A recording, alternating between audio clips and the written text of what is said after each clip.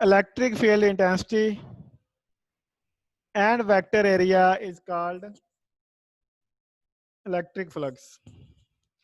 तो आज हमने इलेक्ट्रिक फ्लक्स देखना है through a surface enclosing a charge, यानी हमारे पास एक सरफेस है जिसके अंदर कोई चार्ज है, तो उसकी वजह से हमने इलेक्ट्रिक फ्लक्स कैलकुलेट करना है।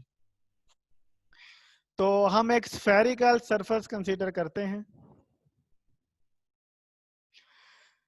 एक स्फेरिकल सरफेस है जिसका रेडियस r है और उसके अंदर सेंटर में हमारे पास एक चार्ज प्लस q है।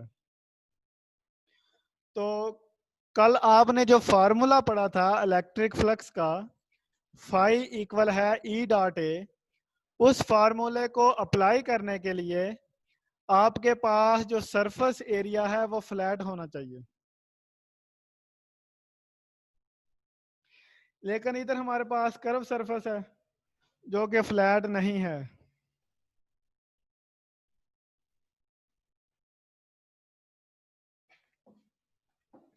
तो उसको फ्लैट करने के लिए या फार्मूला अप्लाई करने के लिए हम पूरी सरफेस को छोटे छोटे पैचेस में डिवाइड करेंगे।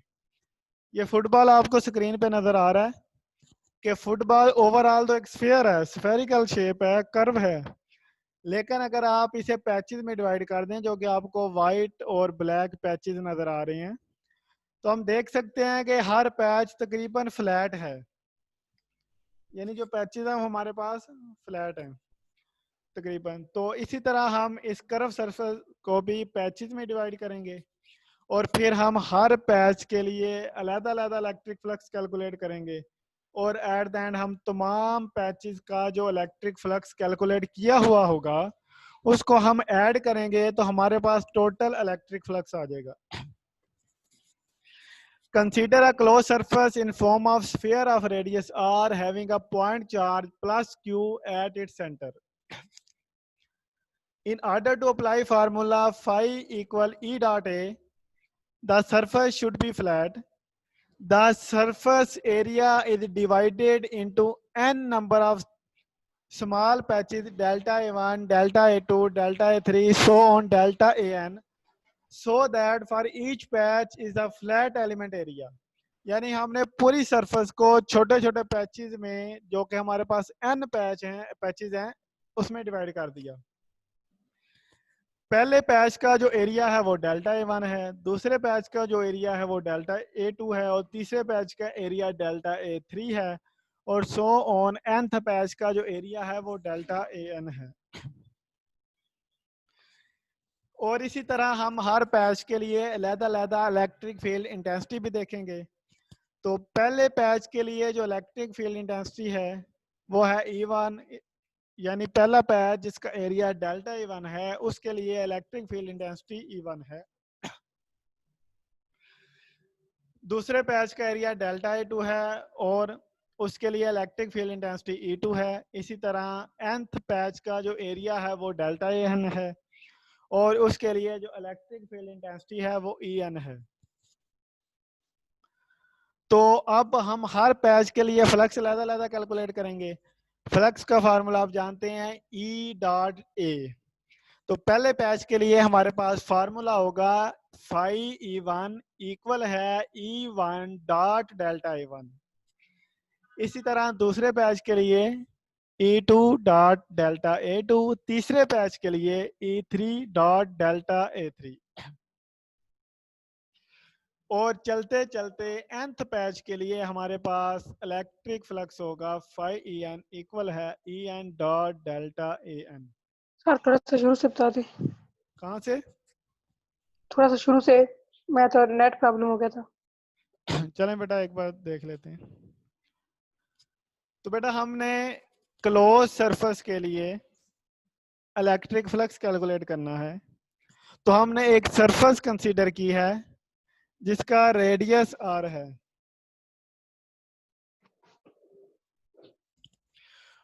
और उसके सेंटर में हमारे पास चार्ज प्लस q है। तो फार्मूला अप्लाई करने के लिए हमारे पास जो एरिया है वो फ्लैट होना चाहिए, तो उसके लिए हमने सरफेस को n पैचेस में डिवाइड किया है। जैसे फुटबॉल देखें तो ओवरऑल कर्व है, लेकिन अगर आप हर पैच को देखें तो वो तकरीबन फ्लैट है। तो इसी तरह हमने इधर भी सरफेस को पैचेस में डिवाइड किया। टोटल हमारे पास n पैचेस हैं। पहले पैच का एरिया डेल्टा A1, दूसरे का डेल्टा A2, तीसरे का डेल्टा A3 और सो on delta AN nth patch का एरिया है। और इसी तरह हर पैच के लिए अलग-अलग इलेक्ट्रिक फील्ड इंटेंसिटी देखते हैं। तो पहले पैच का एरिया डेल्टा A1, उसके लिए इलेक्ट्रिक फील्ड इंटेंसिटी E1। दूसरे पैच का एरिया डेल्टा A2, उसके लिए इलेक्ट्रिक फील्ड इंटेंसिटी E2।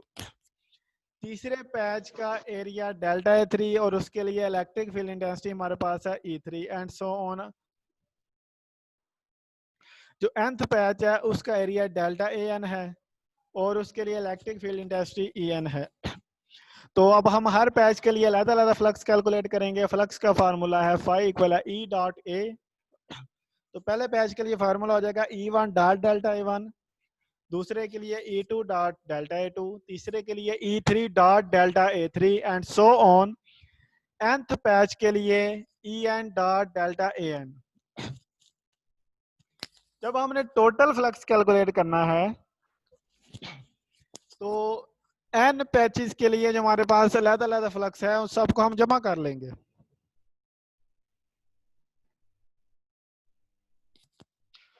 तो टोटल इलेक्ट्रिक फ्लक्स हमारे पास आ जाएगा फाई इक्वल है phi E1 plus phi E2 plus phi E3 so on plus phi EN। तो फार्मूला आप जानते हैं कि E डॉट है इक्वल होता है E A cos थीटा। तो पहले के लिए आ जाएगा E1 delta A1 cos of theta plus E2 delta A2 cos of theta plus E3 delta A3 cos of theta so on EN delta AN cos of theta. अगर आप diagram देखें तो आप देख सकते हैं कि हर पैच के लिए इलेक्ट्रिक फील्ड इंटेंसिटी और वेक्टर एरिया की डायरेक्शन सेम है। यानी E1 और डेल्टा A1 की डायरेक्शन सेम है, E2 और डेल्टा A2 की डायरेक्शन सेम है, E3 और डेल्टा A3 की डायरेक्शन सेम है। इसी तरह EN और डेल्टा EN की डायरेक्शन सेम है। इसका मतलब आपस में पैरेलल हैं। तो पैरेलल हैं तो उनके लिए एंगल 0 डिग्री हो जाएगा। As the direction of electric intensity and vector area is same at each patch so theta equal to 0 degree. तो फाई आपके पास आ जाएगा E1 delta A1 cos of 0 plus E2 delta A2 cos of 0 plus E3 delta A3 cos of 0 plus so on EN delta AN cos of 0। तो phi आपके पास आ जाएगा, क्योंकि cos ऑफ 0 1 के इक्वल है तो फाई हो गया E1 delta A1 plus E2 delta A2 plus E3 delta A3 plus so on EN delta AN। तो क्योंकि हमारे पास जो पैचेस हैं उन तमाम पैचेस का सेंटर से फासला सेम है, क्योंकि हमने स्फीयर कंसीडर किया हुआ है। तो जब तमाम पैचेस का फासला सेम है तो तमाम पैचेस के लिए इलेक्ट्रिक फील्ड इंटेंसिटी की वैल्यू भी सेम होगी। यानी E1 इक्वल है E2 के इक्वल है E3 सोन इक्वल है EN के, यानी E1 E2 E3 सोन EN सब आपस में इक्वल हैं और उसे हम कह देते हैं कि ये E के इक्वल है। तो you can write phi equal है E delta A1 plus E delta A2 plus E delta A3 plus so on plus E delta AN। तो E आप इसमें से कॉमन ले लें तो E into delta A1 plus delta A2 plus so on delta AN। अब जो आपके पास delta A1 delta A2 so on delta AN है, ये पैचेस का एरिया है। यानी पहले पैच का एरिया डेल्टा A1 था, दूसरे का delta A2 so on nth का था डेल्टा AN। जब आप तमाम पैचेस के एरिया को जमा करेंगे तो आपके पास टोटल स्फीयर का सरफेस एरिया आ जाएगा। यानी हम पैचेस के एरिया को जमा कर रहे हैं तो वो टोटल एरिया बन जाएगा। तो आप जानते हैं कि इलेक्ट्रिक फील्ड इंटेंसिटी का जो फार्मूला था 1/4 pi epsilon naught Q over R square, और स्फीयर का जो सरफेस एरिया होता है 4 पाई आर स्क्वायर के इक्वल है। तो फाई की वैल्यू आपके पास आ जाएगी, ई की वैल्यू पुट करेंगे 1/4 pi epsilon naught Q over R square, और सरफेस एरिया की value 4 pi R square. 4 pi से 4 पाई कैंसिल, आर स्क्वायर से आर स्क्वायर कैंसिल, तो फाई आएगा क्यू ओवर एप्सिलॉन नॉट। तो ये आपके पास फार्मूला आ गया electric flux through a close surface enclosing a charge. बेटा यहाँ तक बात क्लियर है? Yes sir. तो बेटा अभी हमने कंसीडर की थी एक स्फेरिकल शेप जिसका एक रेडियस था, सेंटर से फासला सेम था। अब हम कंसीडर करते हैं इर्रेगुलर क्लोज सरफेस। अब स्फीयर के इर्द गिर्द आपने एक सरफेस बनाई है जिसकी शेप कोई रेगुलर नहीं है। किसी जगह पे उसका डिस्टेंस कम हो जाता है सेंटर से, किसी जगह पे ज्यादा हो जाता है, किसी जगह पे उसकी शेप कुछ है, किसी जगह पे कुछ है। तो अब जब हमने इसके लिए भी इलेक्ट्रिक फ्लक्स कैलकुलेट किया तो इसकी वही वैल्यू आई थी जो हमने स्फीयर के लिए कैलकुलेट की थी।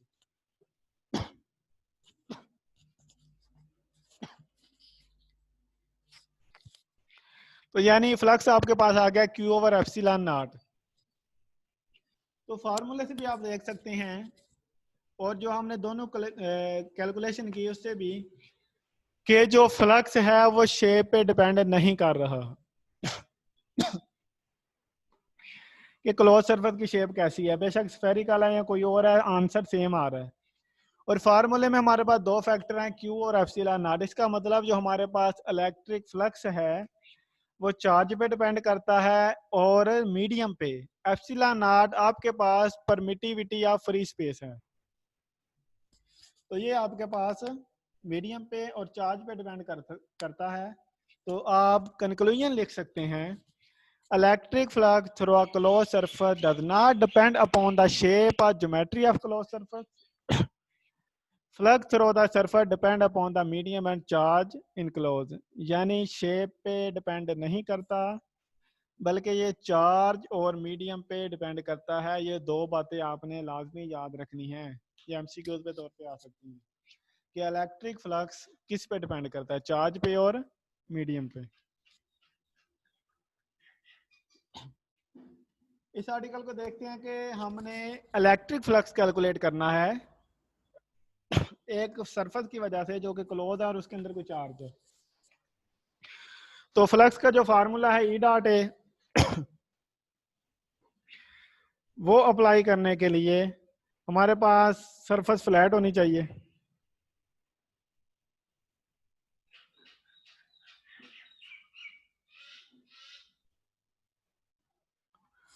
तो सरफेस को फ्लैट करने के लिए हम टोटल सरफेस को पैचेस में डिवाइड कर देते हैं। तो हमने n पैचेस बनाए हैं। पहले पैच का एरिया है डेल्टा A1, दूसरे का डेल्टा A2, तीसरे का delta A3 and so on, nth का है डेल्टा AN। और इसी तरह हमारे पास हर पैच के लिए अलग-अलग इलेक्ट्रिक फील्ड इंटेंसिटी, पहले पैच के लिए E1, दूसरे के लिए E2, तीसरे के लिए E3 सो ऑन, आखिरी के लिए EN।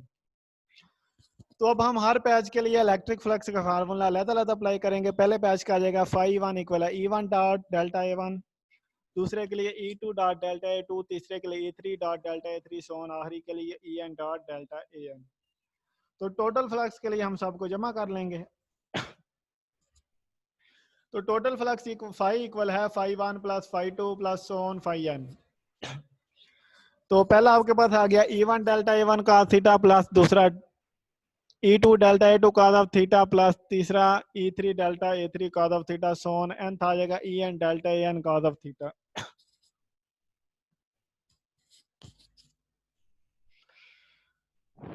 तो क्योंकि हर पैच के लिए इलेक्ट्रिक फील्ड इंटेंसिटी और वेक्टर एरिया की डायरेक्शन सेम है, यानी E1 और डेल्टा A1 की डायरेक्शन सेम है, E2 और डेल्टा A2 की सेम है, इसी तरह EN और डेल्टा AN की डायरेक्शन सेम है, तो उनके दरमियान एंगल 0 डिग्री होगा। और आपके पास फ्लक्स आ जाएगा E1 delta A1 cos of 0 plus E2 delta A2 cos of 0 plus so on EN delta AN cos of 0। यानी हर जगह थीटा की आपने वैल्यू 0 पुट कर दी। तो cos 0 क्योंकि 1 होता है, तो E1 delta A1 plus E2 delta A2 plus so on EN delta AN। क्योंकि तमाम पैचेस का सेंटर थे, फासला सेम था, इसका मतलब तमाम पैचेस के लिए इलेक्ट्रिक फील्ड इंटेंसिटी की वैल्यू भी सेम होगी। तो E1 E2 E3 सब आपस में इक्वल हैं सोन EN तक, और वो हम कह देते हैं कि E के इक्वल है। तो फ्लक्स आपके पास आ जाएगा E delta A1 plus E delta A2 so on E delta AN। तो E कॉमन ले लें तो into delta A1 plus delta A2 so on delta AN। तो पैचेस के एरिया को जमा करें तो टोटल सरफेस एरिया आ जाएगा। तो फाई आ गया E into surface area of the sphere. तो इलेक्ट्रिक फील्ड इंटेंसिटी का formula 1/4 pi epsilon not Q over R square, और सरफेस एरिया ऑफ स्फीयर है 4 पाई R स्क्वायर। जब आप E और एरिया की वैल्यू पुट करेंगे तो फाई आ गया 1/4 pi epsilon not Q over R square into 4 pi R square. तो 4 पाई से 4 पाई कैंसिल, आर स्क्वायर से आर स्क्वायर कैंसिल, तो फाई आ गया Q ओवर एप्सिलॉन नॉट। तो ये फार्मूला फार्मूला है। उसके बाद हमने इरेगुलर सरफेस ली, उसके लिए भी इलेक्ट्रिक फ्लक्स कैलकुलेट किया, तो आ गया Q ओवर एप्सिलॉन नॉट। तो हम यहाँ से ये नतीजा हासिल करते हैं कि इलेक्ट्रिक फ्लक्स शेप पे डिपेंड नहीं करता। कैलकुलेट नहीं करना, जी जी, कि इरेगुलर शेप का कैलकुलेट नहीं करना। नहीं ये आपने ना सिर्फ ऐसे लिख देना है, कैलकुलेट नहीं करना, ठीक है। Yes. अगर कैलकुलेट, वैसे आपके कोर्स में कैलकुलेशन नहीं है, तो अगर करना हो ना तो वैसे ही आपने nth पैच बनाने हैं, हर पैच के लिए लिहाजा कैलकुलेट कर लेना, आंसर वही आ जाना। Okay sir. तो हम ये नतीजा निकालते हैं कि जो इलेक्ट्रिक फ्लक्स है ये शेप पे डिपेंड नहीं करता, बल्कि ये चार्ज और मीडियम पे डिपेंड करता है। बेटा क्लियर है यहाँ तक बात?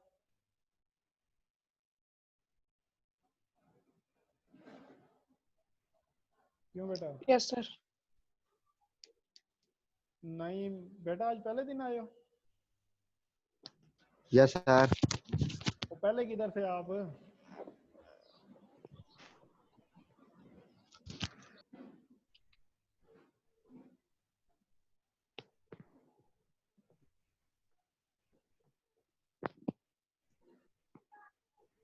क्यों नहीं, किधर थे पहले? पहले थोड़ा बिजी था। ओए अल्लाह के बंदे, वो 2 घंटे क्लास लेनी होती है, वो भी जूम पे घर बैठ के, तो सुकून से ले लिया करो, आइंदा छुट्टी नहीं करनी, ठीक है ना? ठीक है सर। तो जो पिछले लेक्चर रह गए हैं ना, वो रिकॉर्डिंग मैंने ग्रुप में सेंड की हुई है, या ये ठीक बाकी स्टूडेंट के पास होगी, उनसे लेके ना आपने कर लेनी है, और आइंदा छुट्टी नहीं ठीक करनी, है सर। ठीक है ना? ठीक ठीक है। तो बेटा अभी हम पढ़ते हैं गाजीज लॉ।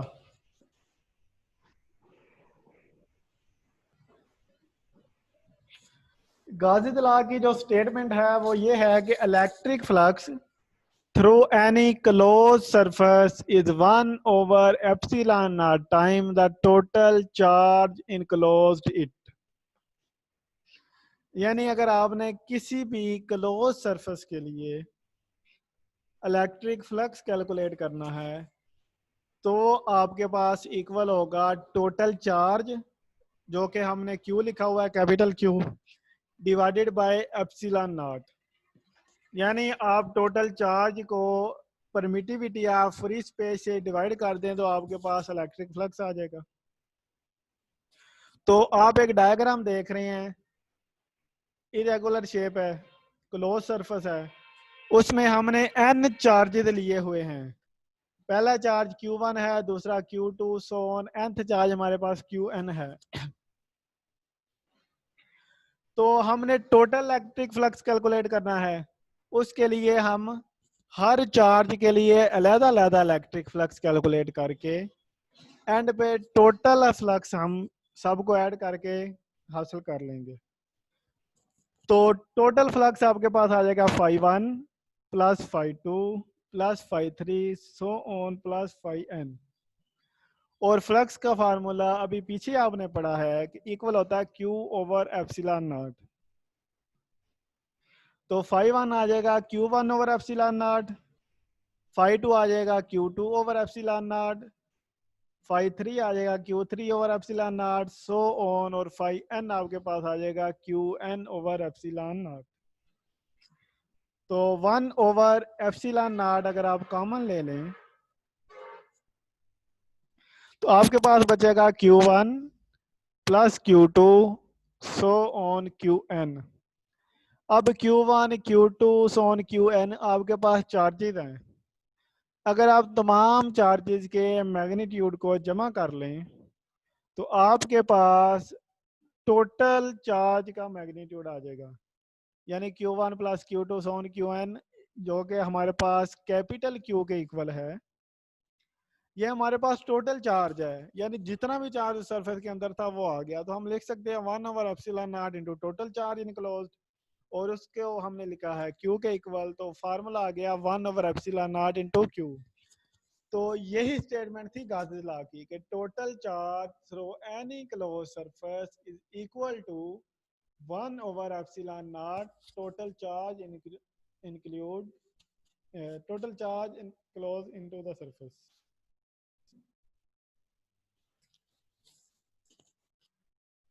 ठीक है बेटा, तो ये दोनों लॉन्ग क्वेश्चन है। जो पहला है आपका electric flux through a surface enclosing का चार्ज, ये इंपॉर्टेंट लॉन्ग क्वेश्चन है, ये आपने कर लेना है। और दूसरा ज़्यादातर शॉर्ट क्वेश्चन के तौर पे आता है, वो भी आपने